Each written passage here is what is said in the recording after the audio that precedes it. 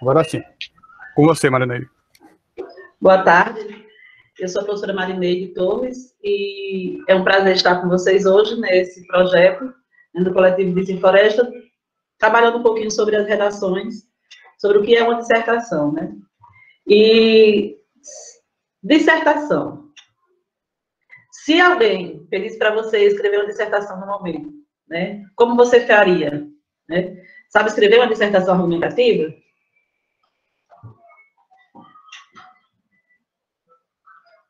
Pode passar.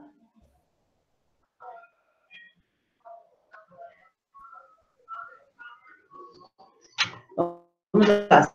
Se alguém te pedisse hoje para escrever uma dissertação, né, uma redação, um tema da atualidade, né, como você se sentiria? Você se sentiria em paz, sabendo exatamente o que você vai fazer, em consciência do que ia fazer, ou sentiria uma certa ansiedade, né, um medo de errar, o medo de não conhecer sobre o assunto? Fica essa incógnita para a gente. Por quê? Porque é muito importante que a gente se sinta confortável e seguro, pois a maioria dos vestibulares, tanto de escolas universidades particulares ou Enem, ele pede para que a gente escreva um texto dissertativo, né, na nossa redação. E esse texto, ele precisa que a gente tenha segurança, que a gente consiga passar essa segurança para o texto, né, para que o leitor que venha a receber esse texto para ler. Para isso, a gente precisa conhecer a estrutura do texto, conhecer como é que ele é formado, o que eu preciso colocar lá dentro. Preciso também conhecer as características do texto. Qual é o tipo do texto, qual é o tipo de dissertação que eu vou trabalhar, né? E o objetivo de cada uma delas. Ele pode ser um pouco complexo, mas é essencial para a gente poder mandar bem no Enem. Então, a gente precisa ter realmente esses conhecimentos da estrutura, das características e do tipo de redação, o tipo de dissertação que a gente vai fazer e trabalhar no vestibular ou Enem que for solicitado. Pode seguir. Então, vamos lá. O que é dissertação argumentativa? Primeiro, eu preciso saber o que é, então vamos lá. A dissertação argumentativa, ela é um tipo de texto muito presente nas relações de concursos, de vestibulares, de Enem, e é um dos motivos. Um dos motivos é porque, além da capacidade de avaliar a linguagem e a forma como o candidato organiza suas ideias, ele é possível saber se ele possui um senso crítico e habilidade de argumentação. Aí vem aquela questão, que é um senso crítico? O que é senso crítico? É você ter a capacidade de questionar, né, de analisar, de se relacionar, né, da forma inteligente que você tem com o texto, né? Ter o seu senso crítico. E ter habilidade na hora da escrita, porque a gente não pode perder muito tempo na hora da escrita, né? E ser ágil também na argumentação, né? Ter argumentos, saber o que falar na hora de escrever. Outro ponto que diz é que o gênero dissertativo, ele tem como objetivo expor acontecimentos e debater o tema. Então, esse é um dos objetivos que ele tem, que é de expor, né, acontecimentos e debater sobre o tema abordado. Na redação, você pode simplesmente abordar um assunto, né, abordou o assunto, e apresentar para o leitor, ou você pode ir bem mais além, né, defendendo um ponto de vista e tentando convencer do seu posicionamento. Quando é que eu faço isso? Eu posso trazer o leitor para dentro do meu texto, né, trazer ele com mais interesse de leitura, bem no iníciozinho do meu texto, na minha introdução, né? Então, eu posso defender, dentro do meu texto, um ponto de vista e convencer o meu leitor que o meu pensamento, meu posicionamento está correto, né? Tentar convencer o nosso leitor. Esse é o objetivo principal de um texto argumentativo. Como foi dito acima, né, existe mais de uma opção de dissertação. Vamos te contar com mais detalhes logo em frente. Ela é formada por alguns parágrafos, sendo que no vestibular costuma aparecer com um mínimo de 7 linhas e o máximo de 30. Então, quando a gente vai fazer ninguém consegue fazer um texto e vai discorrer a introdução, o desenvolvimento e uma conclusão em 7 linhas. É o mínimo que eles pedem. Mas eu acho que fica inviável um texto com 7 linhas. Então, Essa é uma das características que muitas pessoas perdem ponto nas redações de Enem, por escreverem pouco. E também não pode passar de 30 linhas. Pode seguir. Alguma dúvida? Se tiver pergunta no chat, vocês questionem ao final, ou se tiver alguma dúvida, vocês podem questionar no chat. Vamos falar sobre a estrutura, né? A estrutura do texto dissertativo, argumentativo, que foi falado no slide anterior. É uma redação dissertativa argumentativa. Ela deve ser dividida em 3 partes principais. Primeira parte é a introdução. É a apresentação geral. Você vai apresentar o que você vai falar, né, no texto. É a parte do texto em que você vai apresentar o tema a ser discutido. E o ideal é que nessa parte é não escrever muito, ser bem sucinto e direto, né? Uma vez que o objetivo aqui é somente uma abertura do texto, expor o problema e preparar o leitor sobre o que está por vir no seu texto. Deixar ele curioso sobre o que vai falar. Mas também na introdução, você também não pode deixar de abordar o que você vai falar no seu texto. Porque aí ele não vai estar em conexão um com o outro, né? O que você vai falar sobre o seu texto, dentro do seu texto, deve ser inserido dentro da sua introdução, rapidinho, topicalizado, para que o leitor ele saiba sobre o que vai falar. É como se você estivesse lendo um livro e você pega lá o resumo do texto e tem aquela introduçãozinha, você já começa a ler o primeiro parágrafo, já sabe mais ou menos sobre o que vai falar aquele livro, né? Então, vai mais ou menos por aí para você fazer a sua introdução. Você tem que abrir a curiosidade do leitor para que ele possa entender e saber o que é que ele vai ver lá dentro do texto. E o desenvolvimento é a parte da redação que será preciso trazer elementos que enriqueçam a discussão, como argumentos, exemplos concretos, dados estatísticos, que comprovem a sua ideia, mas sempre de maneira muito clara, objetiva, coerente e coesa. É nesse desenvolvimento que muitos alunos eles têm a dificuldade de desenvolver o seu texto. Por quê? Porque quando você chega na introdução, você vai dizer sobre o que você vai falar. Digamos que você coloca lá na introdução 2 tópicos que você vai abordar sobre um determinado assunto, sobre uma ideia que você vai defender. E dentro do desenvolvimento, você vai ter que estar abordando aqueles 2 temas lá, aqueles 2 tópicos que você colocou lá na introdução. E se você colocou 2, eu vou ter que dividir o desenvolvimento agora para 2 parágrafos, porque ficaria mais organizado. Eu teria que trazer o primeiro tema, né, colocar lá no desenvolvimento, discorrer sobre ele e defender, né, dentro do conhecimento do assunto, e no segundo parágrafo, tratar do segundo tema. Aí, para isso, eu preciso que ele tenha uma coerência. O que é a coerência? É que ele dê uma continuidade, né, seja coerente um parágrafo com o outro, que ele tenha essa ligação, para que o texto ele possa ter significado, ele possa estar fácil de entender. E a coesão é a harmonia entre as partes do texto, né? A harmonia que há entre um parágrafo e uma frase e outra, é preciso que a gente possa usar esses conectivos, para que o nosso texto ele possa ter um bom desempenho.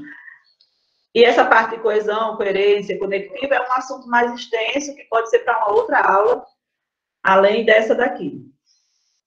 E temos a terceira parte, que é a conclusão, onde você vai simplesmente fechar o seu texto, né? Fazer o desfecho final, né? A partir de um resumo de ideias que foi discutida durante todo o seu texto, né? Com a apresentação de medidas a serem adotadas em relação ao tema. Tem que ter muito cuidado com a conclusão. Por quê? Algumas pessoas, na conclusão, elas citam coisas que não tinham sido citadas durante o texto. Fogem. Começa a vir ideias no final. E na sua conclusão, você tem que trabalhar justamente o que você defendeu dentro do seu tema, dentro do seu texto, dentro do tema, certo? Então, quando a gente vai fazer a conclusão, a gente tem que estar resumindo, né, de forma direta, os nossos pensamentos, com as nossas opiniões, dentro do que foi abordado no texto. e não tentar colocar ideias novas dentro da conclusão, porque aí seu texto vai começar a perder pontuação nessa parte aí, vai ficar incoerente com o que você estava falando anteriormente.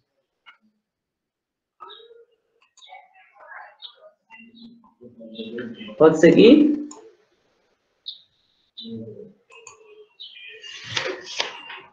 Vamos lá. Estou sendo rápida? Está sendo rápido ou não? Vocês podem falar. Marineira, rapidinho. Pessoal, podem falar, viu, aqui no chat, se tiver alguma dúvida, alguma coisa, se estiver sendo rápido ou devagar, enfim, opinem aí para ela saber, né, ter a noção do que está acontecendo. Continuar, Marineira. Vamos lá, então. Se não tem dúvida, eu vou continuar. Como fazer uma dissertação argumentativa? Primeiro, para você escrever um texto dissertativo argumentativo, você vai apresentar o tema e logo trazer seu ponto de vista sobre ele. Veja aí um passo a passo que você pode seguir. Primeiro passo é informe ao leitor qual é o tema da sua redação. Faça isso da forma mais clara possível em sua introdução. Simples. Não tem muito arrudeio, não tem muito o que encher, né, que for falar. Tem que ser bem simples. Geralmente a introdução ela vai ter 5 linhas, no máximo 7. Para uma introdução realmente direta.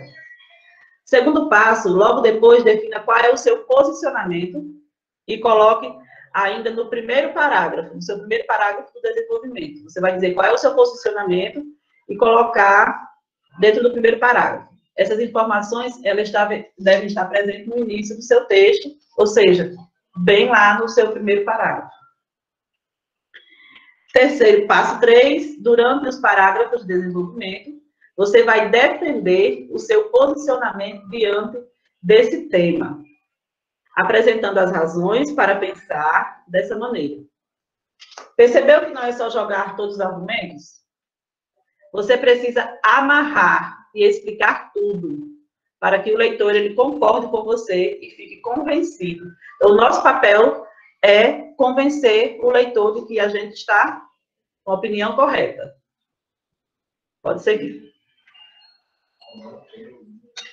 Passo 4. Após apresentar os seus argumentos, é hora de usar exemplos concretos para evidenciar as questões levantadas. Recorra a dados estatísticos e casos veiculados pela mídia para exemplificar. Questão de dados, quando você vai colocar em uma redação, um texto, ele tem que ser bem seguro, né? Tem que ter fontes bem seguras para se você vai colocar dados. Se você não sabe exatamente aquela porcentagem, não coloque. Se der, em média, tantos por cento. Não coloque com a palavra que vem dizer com exatidão, porque pode ser revisto e você pode perder ponto por causa de colocar um dado que não é aquele realmente que existe. E dados, dados estatísticos, eles têm fontes. E se tem fontes, eu vou ter que saber de onde foi que eu tirei ele, e tenho que dizer, segundo a fonte, o G1, ou, enfim, a fonte que eu tirei aquele dado diz que isso é assim. Certo? Então, sempre que você for referir com dados estatísticos, tem que se referir com a fonte que você vai estar tirando aqueles dados para colocar no seu texto. Passo 5, você tem 2 opções para fazer a conclusão. Primeiro, você pode apresentar uma solução ao problema, que é chamada de proposta de intervenção, tentar solucionar aquele problema. E segundo, você pode reforçar o ponto de vista apresentado lá na introdução, ou seja, sua opinião, sua tese lá, seu estudo que você tinha colocado inicialmente, dando força, mais uma vez, para o seu posicionamento. E, para finalizar, né, procure utilizar apenas um parágrafo para a sua conclusão, que geralmente ele também vai de 7 linhas, 8 linhas na conclusão. Tudo bem direto. Às vezes, encher um texto, deixar um texto com 30 linhas muito grande e muito cheio, às vezes você não consegue dizer o que você diria num texto bem mais direto. Eu vejo porque tem alunos que eles vão fazer o texto, eu digo que são 30 linhas. Professora, eu escrevi 40, pode? Pode, porém eu sei que 40, às vezes você consegue dizer em 30, em 20, em 25, e ser mais direto. né? Isso estou falando a respeito de sala de aula, né? Porque na própria redação do Enem, a gente sabe que só pode chegar até 30 linhas. Aí você faz lá o seu primeiro rascunho, escreve lá 2 folhas, e quando você começa a passar a limpo, você vai perceber que muita coisa que você disse lá foi repetida em outro parágrafo. Então, é esse cuidado que a gente tem que ter e ser direto na redação do Enem. Próximo. Né? O que não fazer em uma redação dissertativa argumentativa, né? A gente falou sobre o que fazer e agora o que não fazer. Primeiro, existem alguns detalhes que não são muito aconselhados na dissertação argumentativa. Procure não estabelecer diálogo com o leitor e escreva sua redação em terceira pessoa. É um cuidado que a gente tem que ter. Não é eu opino isso, ou eu digo isso, ou eu penso isso. Sempre terceira pessoa, nós podemos, achamos, criamos, e assim por diante, né? Sempre na terceira pessoa. Apesar de ser um texto opinativo, onde você vai dar a sua opinião, não coloque o pronome eu na dissertação. Sabe aquelas frases, eu acho, eu acredito, que, entre muitas outras, procure evitar, né? Foi o que eu falei há pouco.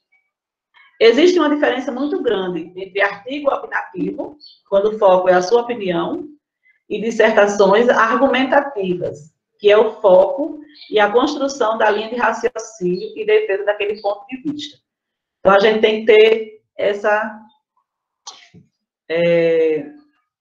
esse cuidado. Existe o artigo de opinião, onde você vai dar a sua opinião, e existe a dissertação argumentativa, onde você vai colocar ali argumentos na construção de um raciocínio. Então, a gente tem que ter cuidado nisso para não confundir o texto dissertativo argumentativo com um artigo de opinião, certo? Esse foi o nosso primeiro slide sobre como é a dissertação, o que é, né, algumas estratégias. Tem alguma dúvida, algum questionamento? Fui rápida, deu para vocês ouvirem direitinho.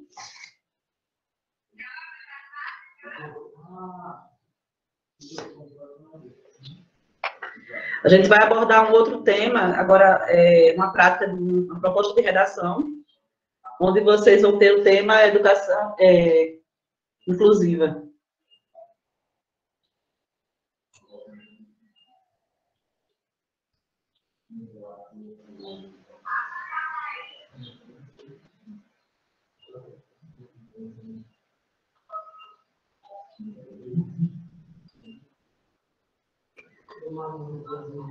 Vamos lá.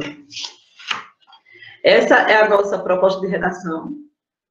Vocês podem fazer, né, e praticar em casa. O tema é inclusão social nas escolas. E a gente vai começar a trabalhar um pouquinho. Todos juntos por uma educação inclusiva. A proposta de redação, ela diz o seguinte: a partir da leitura dos textos motivadores e com base nos conhecimentos construídos ao longo de sua formação, redija texto dissertativo argumentativo em norma padrão da língua portuguesa sobre o tema inclusão social nas escolas. Apresente a experiência ou proposta de ação social que respeite os direitos humanos. Selecione, organize e relacione de forma coerente e coesa argumentos e fatos para a defesa de seu ponto de vista.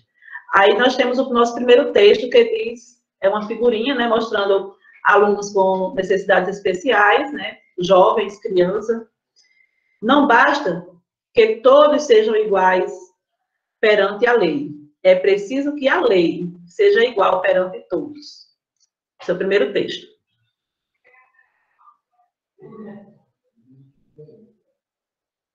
Nosso segundo texto, ele tem como tema qual é o preparo necessário para incluir um estudante com deficiência, né, publicado em 28 de setembro de 2017 por Raquel Paganelli. Apesar do consenso de que a participação das pessoas com deficiência é um direito inquestionável, muitos professores e gestores escolares ainda resistem, declarando-se despreparados para concretizá-la.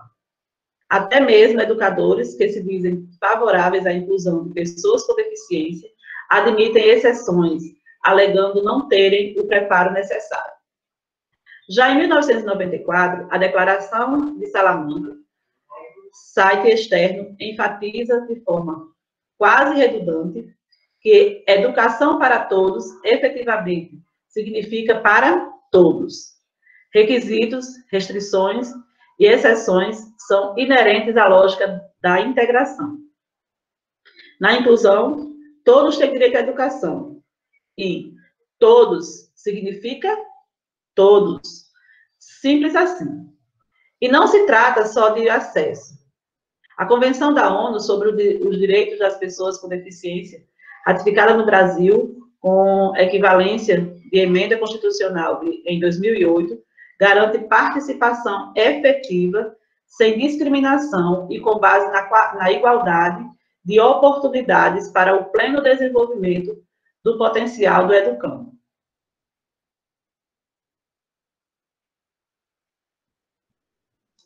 Texto 3, treinamento de professores e apoio pedagógico. A escola, ela deve estar preparada para receber os alunos, tanto em seu espaço físico, quanto por meio de professores e coordenadores capacitados. Para isso, é importante oferecer um atendimento educacional especializado, que é uma sala de AEE, por meio de uma sala de recursos ou sala de apoio pedagógico. Ainda que eles continuem participando de outras aulas normalmente. O ideal é que esse espaço ofereça um ensino mais dedicado às suas necessidades individuais. Por lá, eles devem contar com materiais de suporte e professores treinados para desenvolvê-los ao máximo. O ideal é que a escola também conte com um psicólogo escolar, que não deve substituir o psicólogo clínico. Este profissional deve estar preparado para oferecer suporte quando for preciso dentro do contexto escolar. E o nosso último é cuidado com o bullying, nosso último texto. O bullying é uma realidade entre crianças e jovens e não pode ser ignorado. Infelizmente, muitas crianças não possuem um preparo emocional para lidar com as diferenças e podem machucar emocionalmente seus colegas. Alguns acreditam que estão apenas brincando e, em geral, sequer têm noção do impacto, até mesmo de uma pergunta indiscreta para quem está do outro lado. Por isso, uma educação verdadeiramente inclusiva não apenas permite o convívio dos alunos com deficiência com o restante da turma, também é preciso preparar a todos para que saibam receber e agregar esta criança especial com respeito. Conforme os alunos são educados para pensar além de si mesmos, maiores são as chances desse tipo de situação ser evitada.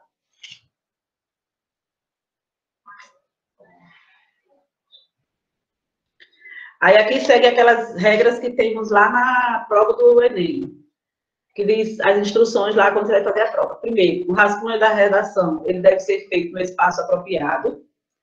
O texto definitivo, ele deve ser escrito à tinta, na folha própria, em até 30 linhas. Caderno de questões terá o número de linhas copiadas, considerando para efeito de correção, lá quando você vai passar a sua redação. E receberá nota 0 em qualquer das situações expressas a seguir a redação que tiver até 7 linhas escritas, sendo considerada insuficiente. Fugir ao tema ou que não atender ao tipo dissertativo argumentativo, que é aquela questão de você não confundir texto dissertativo com artigo de opinião. Apresentar proposta de intervenção que desrespeite os direitos humanos. A gente tem que ter muito cuidado nessa questão de quando vai trazer nossas propostas de intervenção para a gente não agredir os direitos humanos, não desrespeitar, e apresentar parte do texto deliberadamente desconectada com o tema proposto, ou seja, fugir do tema. Se você fugir do tema, é bem provável que o seu texto ele possa ser eliminado, ou você pode tirar um 0, possa, enfim, ser prejudicado com isso. Tem que ter cuidado para não fugir do tema.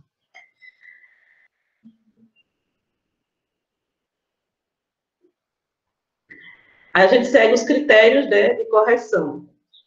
Cada competência, ela pode receber de 0 até 200 pontos. Na somatória do final, na somatória final, o aluno ele pode conseguir a tão sonhada nota mínima. A maioria das universidades brasileiras inclui um peso maior na redação.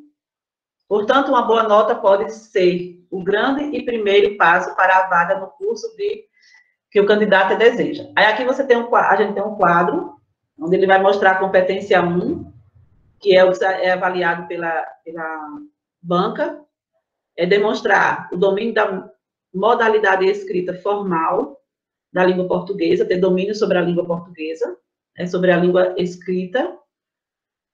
Competência 2, compreender a proposta de redação e aplicar conceitos das várias áreas de conhecimento para desenvolver o tema, dentro dos limites estruturais do texto, dissertativo e argumentativo em prosa. Tem que ter cuidado, porque às vezes tem pessoas que vão escrever o texto e escreve como se fosse um poema. A questão da estrutura do texto, na própria folha, né? Tem que ter cuidado, ele tem que ser escrito em prosa. Competência 3, selecionar, relacionar, organizar e interpretar informações, fatos, opiniões e argumentos em defesa do ponto de vista. Competência 4, demonstrar conhecimento dos mecanismos linguísticos necessários para a construção de argumentação, né, da argumentação que você vai estar trabalhando. Competência 5, elaborar proposta de intervenção para o problema abordado que respeite os direitos humanos. Aí tem uma pergunta que eu vi passando aí rapidamente, sobre os direitos humanos, né? Perguntando, deixa eu ver aqui rapidamente, que na hora que eu estava lendo, fale um pouco sobre o que seria desrespeito aos direitos humanos. Eu já faço agora ou eu deixo para o final?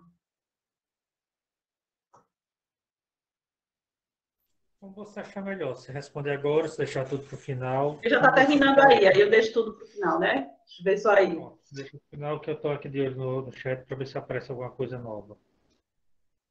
Uhum.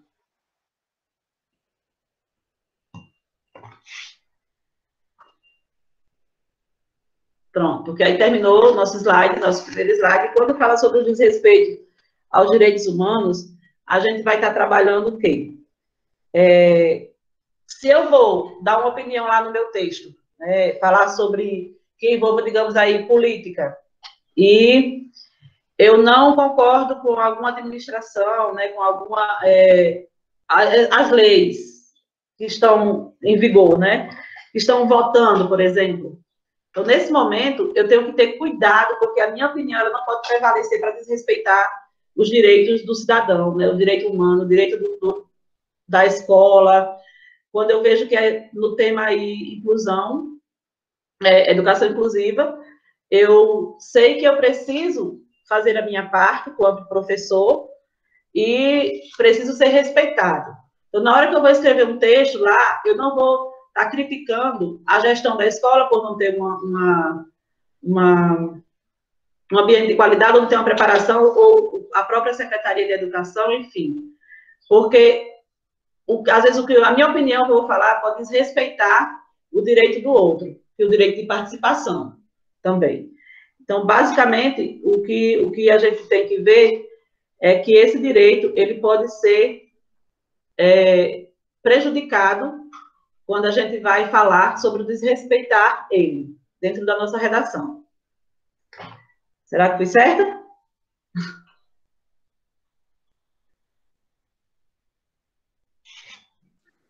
Vocês aí, mais algum questionamento, gente? Aproveitem aí para questionar agora. Tirarem dúvidas. Então, esse é o momento. Foi legal. Dá para a gente tirar dúvida bem tranquilo aí com o Marinei. Precisar abrir o microfone, eu falo no chat, que a gente está aqui para intermediar o contato aí. Já disse tudo ok aqui, Juliana. Pessoal, muito bom em redação, viu, Marinei? Pelo que eu vejo aqui, todo mundo é expert. Eu estou vendo aí uns experts aí que já faz redação há algum tempo aí. Pois é. Ela vai perguntar aqui, a Aline está digitando. Espera ela falar aqui.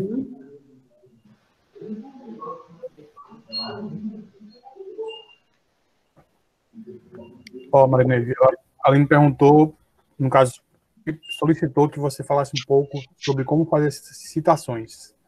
Como fazer citações. Quando você vai fazer alguma citação dentro de uma redação, é necessário que você use segundo a fonte, né? Segundo, digamos, segundo Juan, né? Aí eu quero falar que Juan escreveu lá no texto dele. Juan, porque Juan é meu parceiro, né? A gente tem que se comunicar dessa forma. Então, eu vou colocar lá Silva Juan, né? Que ele foi quem desenvolveu lá a ideia, e vou falar sobre o que é, parafraseando o que ele disse na citação, né? Ou eu posso fazer uma citação direta, dizer lá e colocar lá a referência de que foi dito por Juan, por um professor tal, ou um escritor tal. Então, essa questão de citação, ela vai além do que eu possa colocar em uma redação, porque eu tenho que ter fontes certas, seguras, ter a certeza do que eu vou colocar lá. E a citação, ela é muito rica, porque quando você vai citar a opinião de alguém, ou o texto de alguém, o seu texto, ele passa a ser mais, digamos, científico, mais específico do assunto, mas a gente tem que ter cuidado também em não encher o nosso texto com a opinião de outros, né? Não com citações de outras pessoas. Tentar ser o mais objetivo possível, mas com as nossas próprias opiniões, não só trazer citações e exemplos.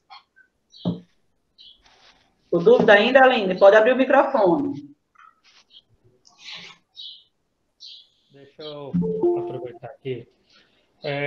Marinei, quando esse aluno chega e pega um tema que ele não vai conhecer, aquele tema específico sobre a redação, como é que ele vai poder usar aquele texto que está ali como base? De que maneira aquele texto pode auxiliá-lo? Ele não tem conhecimento ou pouco conhecimento sobre o tema, mas ele tem aquele texto ali como base. Como é que ele pode referenciar aquele texto para ajudar ele na redação? O próprio texto que tem lá na proposta de redação? Exatamente. Esse texto que tem lá, que é o texto de apoio, né? Os textos norteadores. O aluno, ele pode usar o texto, parte do texto, ele não pode transcrever o texto, porque se ele transcrever tal qual está lá dentro da proposta, ele pode, aquelas linhas que ele escreveu, elas não vão ser cortadas como parte do texto dele. Ele pode, sim, de acordo com o texto abordado lá na proposta, vimos que é isso e tal, e vai abordando sobre o próprio tema. Ele vai pegar parte do texto que ele quer abordar, já que ele não conhece, não tem conhecimento do assunto, mas ele não tem que copiar o que está no texto, ele tem que dar a opinião dele dentro do texto que ele leu, mesmo que ele vá colocar parte do texto dentro do texto norteador, dentro do texto dele. Deu para entender? Por mim, tranquilo. Isso é o pessoal aí. Uma das ideias, das estratégias que pode ser usada também, quando vai se fazer um texto, um tema que você não consegue abordar, conhecimentos amplos, o brainstorm, que é chamado também tempestade de ideias, que você pode fazer no rascunho lá da sua prova do Enem, e dentro daquele tema, você começar a vir palavras que vêm na sua mente que relacionam-se àquele tema. Eu tenho o tema inclusão social nas escolas. Então, quando se fala sobre inclusão social nas escolas, o que é que eu lembro disso? Bullying, né? Pessoas que não têm conhecimento do direito do outro. Aí vou começando a colocar aquelas frases. E aquelas frases, elas vão me ajudar a construir o meu texto lá na frente. Do mesmo jeito, vai ser com qualquer outro tema que eu pegue e que eu não tenha conhecimento sobre ele. Que eu não seja costumeiramente ouvir falar sobre determinado assunto. Então, quando eu pego aquele tema, eu vou trazê-lo, primeiro, em forma de tempestade de ideias. É a melhor maneira de você começar a construir o seu texto quando você não sabe começar do zero. É você fazer uma tempestade de ideias. Ok? Ok. Por mim, se alguém mais tiver dúvidas, pode falar novamente. A Aline retirou dela. Acho que o Romulo já também ajudou a clarear um pouco mais para muitos alunos com o questionamento dele, né? E se alguém mais quiser fazer uma participação, estou vendo aí que tem outros professores bem experts aí não porque eu seja de língua portuguesa, que eu tenho que saber a maneira de explicar, né? Mas eles podem também dar essa contribuição. E toda essa parte, Marina, que você falou da questão de citação, de como organizar isso num texto, também nos ajuda até no mundo acadêmico, né? No mestrado, no TCC. Com certeza. Tudo isso, a gente passa muito por isso. Eu, Rômulo, Juan, Luiz, Eduardo, Aline, que estão aqui. Você também, né? Quando acabou a faculdade. Com certeza. Então, isso é muito... Eu não sou mestre, desculpa. Não, mas você é especialista. Mas isso, pessoal, isso permeia desde a relação do Enem, até do IF, né? Quando a gente pensa lá no 9º ano ainda, até a faculdade, doutorado, mestrado, doutorado, até um pós-doutorado vai permear toda essa prática de escrita, de citar, de como organizar o texto, de como deixar mais contínuo e mais perceptível para quem for ler. Com certeza. São práticas... É um aprendizado dia a dia. Isso, justamente. São práticas que nos acompanham por toda a vida, basicamente, aí. Uma dica também talvez seja estar sempre praticando, né? Pegar temas aleatórios que possa encontrar e estar praticando, né? Já tem esse esquema de como funciona, do que deve fazer na redação, e a partir daí sair praticando. Não sei se essa experiência mostra, mas ao que parece, o pessoal tem a dificuldade maior é justamente na hora de escrever. Às vezes até conhece o tema, né? Mas não sabe o que e como fazer na hora da redação. Porque muitas vezes falta essa parte da prática. No momento que tem essa questão da prática, eu acho que pode ajudá-lo bem mais. Pronto, eu acho. Não sei se alguém mais tem alguma coisa a falar. Eduardo está por aqui, a Aline, se quiserem falar alguma coisa sobre isso também, podem falar. Luiz também.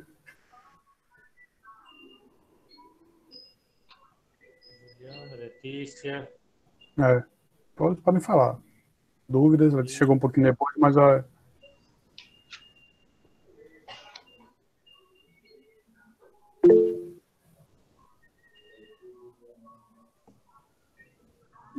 cadê? Quem falou foi Jaine. Pra gente, talvez. Pra gente. Jaine, eu acho. A gente pode ver, Jaine, isso para a próxima aula que tiver de redação portuguesa, a gente pode focar só nisso, construindo passo a passo todo o esqueleto, todo o corpo da redação. Iesa perguntou para você, viu, Marineira? Iesa perguntou, em qual parte do texto é melhor de se usar a alusão histórica, eu acho? Em qual parte do texto é melhor de se usar a alusão histórica? Ela botou história aqui, mas eu acho que é histórica. Ela quis remeter. Para usar a alusão histórica, geralmente você vai usar, a parte do texto você vai ter que abordar algo dentro da sua introdução, porque o que acontece? Todo o seu texto que você vai desenvolver, você tem que topicalizar alguma coisa dentro da sua introdução. Então, na própria introdução, você coloca lá algum ponto, alguma informação, né, de uma alusão histórica naquele tema, do tema que você vai desenvolver, e dentro do seu desenvolvimento você vai estar abordando com mais detalhes aquela alusão histórica que você se referiu dentro da sua introdução. Nunca você pode colocar algo lá no seu desenvolvimento que você não tenha citado na sua introdução. A parte-chave é essa. Os detalhes de uma alusão histórica você vai trabalhar dentro do seu desenvolvimento, mas você vai precisar citar ela dentro da sua introdução. Certo? Acho que foi. Vai perguntar mais uma dúvida. A Aline está digitando aqui. E ele agradeceu e a Aline vai perguntar alguma coisa. Está só digitando ainda.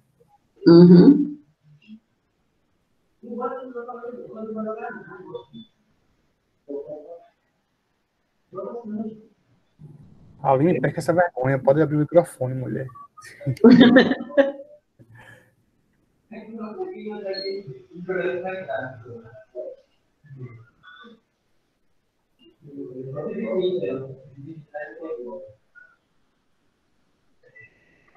Se for enviada para mim, a Aline perguntou se você vai corrigir nossas redações. se forem enviadas para mim, sim, eu posso até disponibilizar o meu e-mail para que vocês possam enviar a redação. Poderia ser uma nova parte. Pode digitar aqui no chat? Você pode falar? Digita aí, por favor, para eles. Fica mais fácil.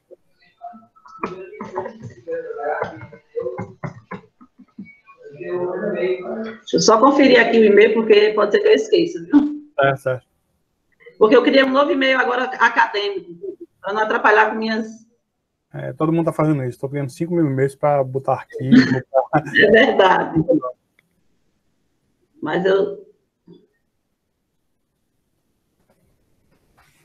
criei esse e-mail antes de ontem.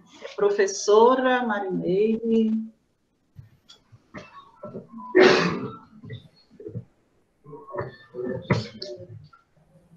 Professora Marineide.